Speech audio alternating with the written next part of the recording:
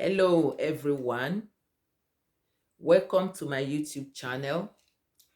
What I'm going to be discussing today is how family values affect relationship or marriages. I'm going to be discussing this issue as in African view, in the African way, because I'm an African, so I know more how the system works. So I'm discussing it from that approach in case of the kind of things I'm going to be talking about. Okay, I will first of all say we say family values. Family values. I will start by saying what is family. Family means your father, mother, siblings. And family relationship is the first relationship we build or form in our lives. Okay, like when I say family values, there are things that in a family they regard, that they pay attention to, the do's and the don'ts. And those things, like in Africa, it is very important that you pay attention to them. First, when we are growing up, there are a lot of things that as Africans we don't see from our parents. That's just the nature of it. But nowadays, a lot of them has changed. Like growing up, you don't see your parents hugging each other. When you don't see your parents hugging each other, how do you know how to hug somebody? How do you know how to, embrace somebody? It becomes difficult because it is what you learn from your growing up that you embrace, that you emulate. You never see your parents hugging each other. You never see your parents kissing each other.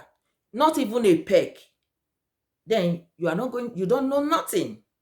So these kind of things, you carry it along with you. Like when you get married or you are in a relationship, you see that there's no affection. You don't hug, you don't kiss. Then when you also have children, the children also, you carry it along to the children. So you see how it can affect you. But I know that nowadays things has changed. A lot of people, they change little bit. I can just say maybe 40% still. Okay, like you in the African way, you see the man of the house. We always say the man is the head of the house. Sometimes some men, they feel they are the head of the house. They don't want the women or maybe people around or their children. They don't have voice. They cannot say anything. It's only what they say is final. But a lot of that has changed though. Okay, the man can just say, "Oh, I'm going out." He will just get ready, he will go without saying anything, which is not supposed to be. When you want to go out, at least you should inform your wife or the children. Tell them, "Oh, I'm going out," so they know where you are going. But in some cases, that it doesn't happen. You see, if those kind of things are not there, you are a little boy growing up, even as a girl, you can pick it up and you bring it up into your relationship or marriage. You see where the problem is coming from? Then another important thing is like communication. Communication is a very big word. It's very important. That can really destroy and help relationship and marriage. And I say communication, it is very important that the family have good communication. There should be a time where everybody will sit down, discuss, air your opinions. Maybe the children, they went to school, they are back, they want to tell you what happened. If you have something to advise them about what happened with their schoolmates, you can say it. or you as a father or as a mother, you went to work, something happened with your colleagues, you want to talk about it, maybe there's an advice to be given, those kind of things you discuss, you communicate. It helps, because when you also grow up, you go into relationship, marriage, if you are a woman, you already know this, or you are a man, you already know this, you are going to transfer it to your partner, either a man or the woman, which of them. Okay, you can also discuss, like I know in some homes, you see they don't conclude on what they want to eat because there's no good communication. If there's good communication, you talk about what you want to eat. This one might say, I want this or that. At the end of the day, you people, you conclude that, okay, this is what we want to eat, and it is prepared. Because some homes that I really know about, this one will cook what he or she likes, the other one will cook what he or she likes, the other one will order food. Just everybody is just doing their own thing. It is not a good family upbringing. Because if there is a good family relationship, it helps you grow mentally, emotionally, physically. It's not when you have to let the family, your children, everybody in the house, they have to know that there should be a time in the house that all your phones, tablet, or whatever should be switched off and just talk. Because this time around, you find out that people don't know how to chat, to discuss normally. Everybody is just on their phone or laptop. You don't see people talking much like before. When you go to public areas like in the bus stop or in the trains or some public areas, normally before you see people, you can engage into conversation, there you make friends, you can get into relationship. But this time around, you see everybody, they are just holding their phone, busy on their phone, not talking. Even you are even in your house, you have maybe children of family friends or your own relations, your niece or cousins, they are visiting, and the children, they are all there. They are not talking. They are not talking. Everybody is busy on their phone, which is not normal. So if you let the children know that, oh, there's a time that you put your phone off, put everything about social media, put it aside, and let's just talk normal, discuss, it is very good. Communication is a key. So everybody can express themselves. They can talk about what happened in school, at work, or with their mates. It is very important. And you can also advise them on how to go about it if there's any area they are not doing well.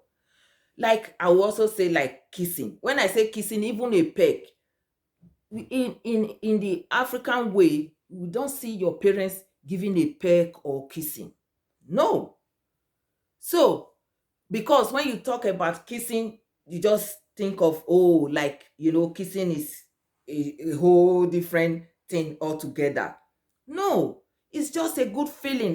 You just give a hug, you give a peck.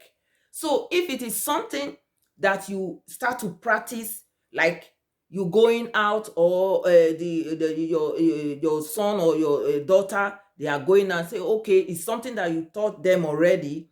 You say, okay, see you guys. Then you just hug her, give her a peck. She knows, or he knows. That child will grow up, carry it.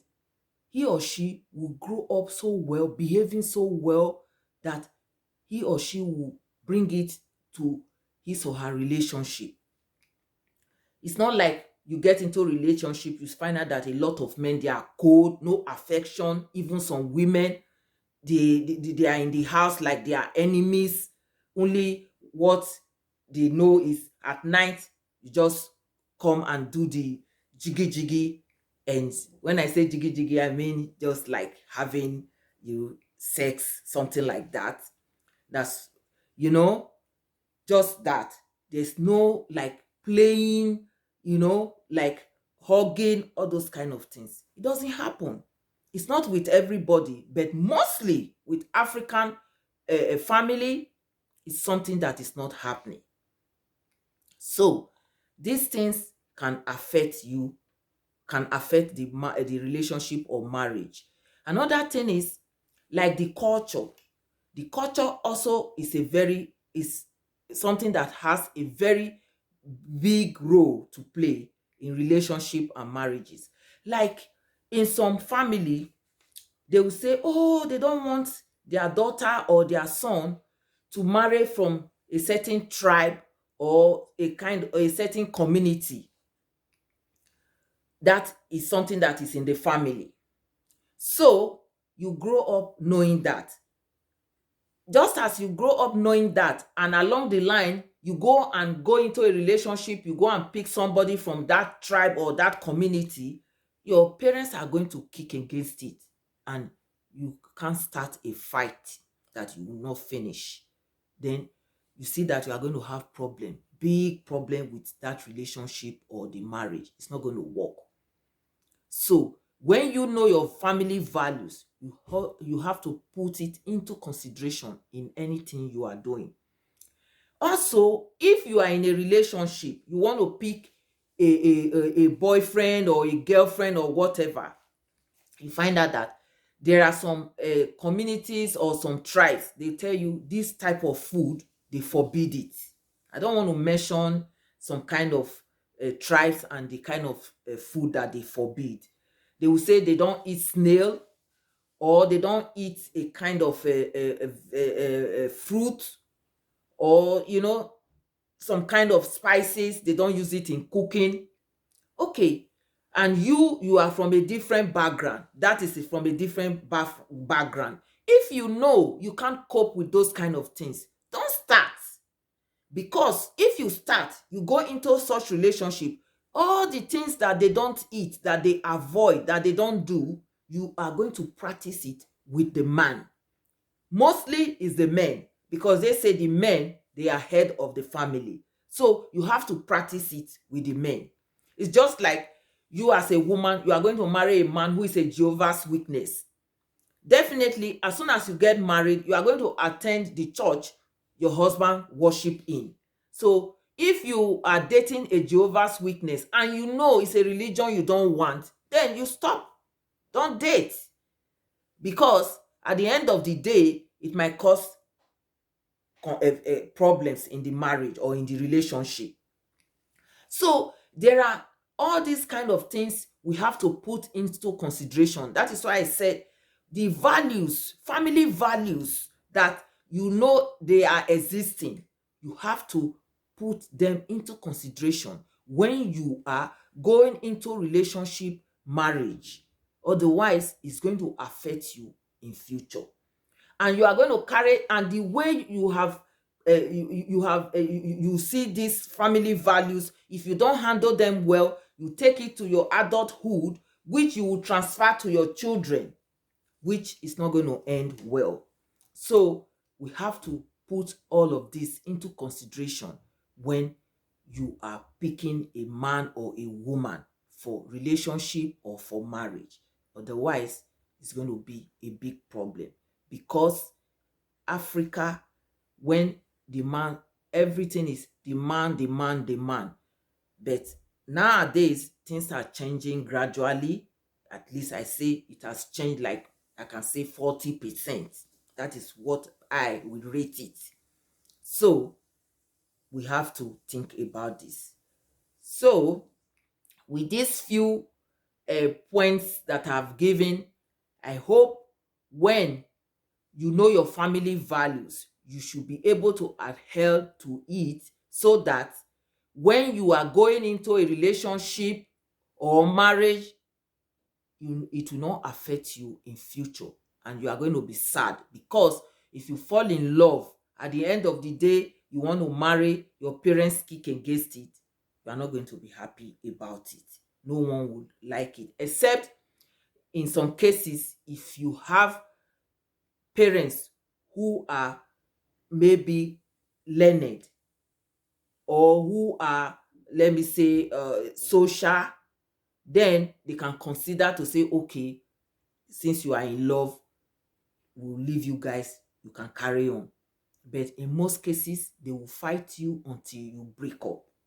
So you should know your family values and stick to them. Except if there's any way you think you can go away from them, fine. Otherwise, you go against it, it's going to give you problems. So I'm going to be ending my video.